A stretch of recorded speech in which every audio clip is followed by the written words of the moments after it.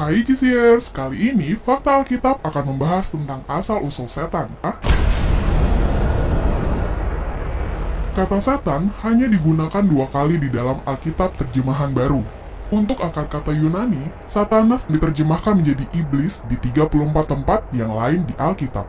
Oleh karena itu, sinonim setan yang terdekat di dalam bahasa Indonesia adalah iblis.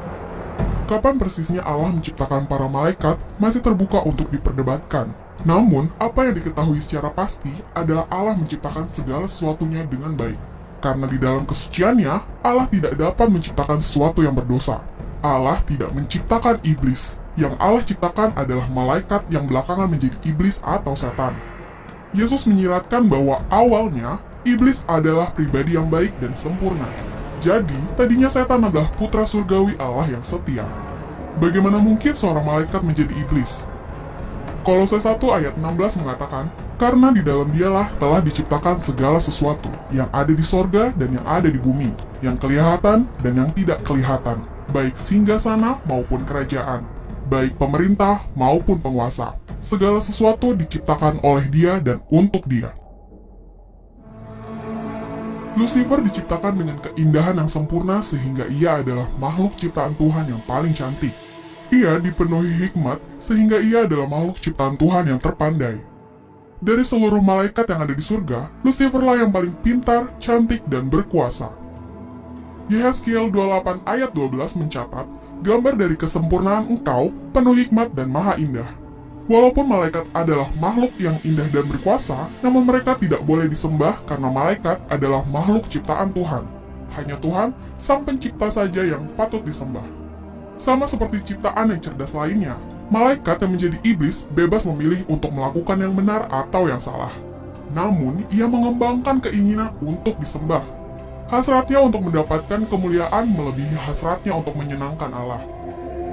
Yesaya 14 ayat 13-14 mengatakan, engkau yang tadinya berkata dalam hatimu, aku hendak naik ke langit, aku hendak mendirikan tahtaku mengatasi bintang-bintang Allah, dan aku hendak duduk di atas bukit pertemuan jauh di sebelah utara. Aku hendak naik mengatasi ketinggian awan-awan, hendak menyamai yang maha tinggi.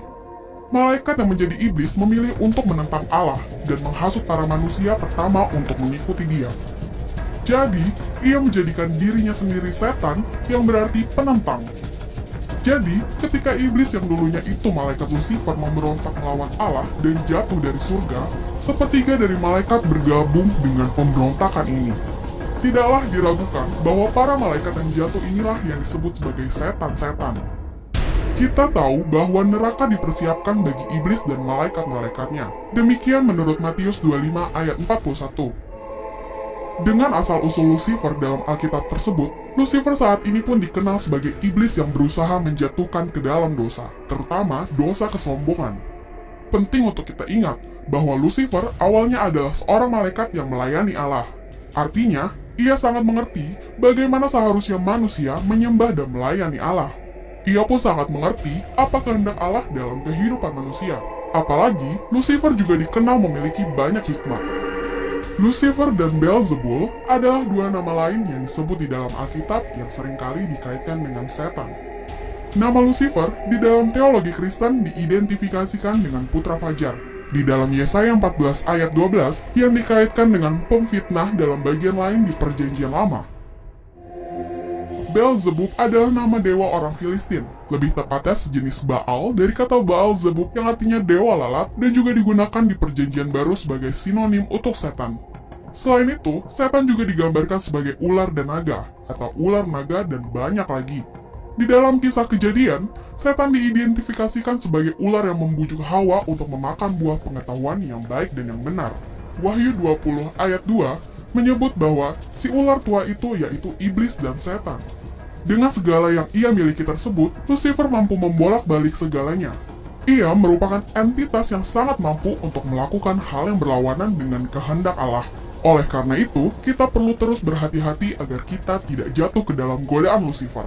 Berhati-hati jugalah dengan kesombongan atas hikmat yang sejauh ini sudah kita miliki. Jangan sampai kita menjadi Lucifer-Lucifer kecil yang berlaku seperti yang dikatakan ayat Alkitab tentang asal-usul kesombongan. Kiranya segala kemuliaan bagi nama Allah saja. Demikian fakta Alkitab tentang asal-usul setan.